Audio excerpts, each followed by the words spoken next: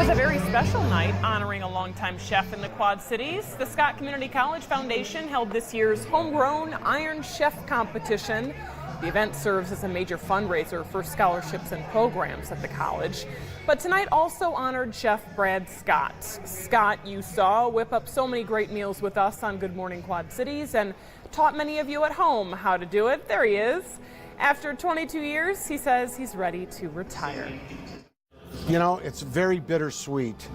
I love what I'm doing, but it's time that some fresh faces and some fresh ideas take over. You know, I'm going to sip my coffee and I'm going to read the paper and see what they're up to and just enjoy retirement. Sounds good, Chef.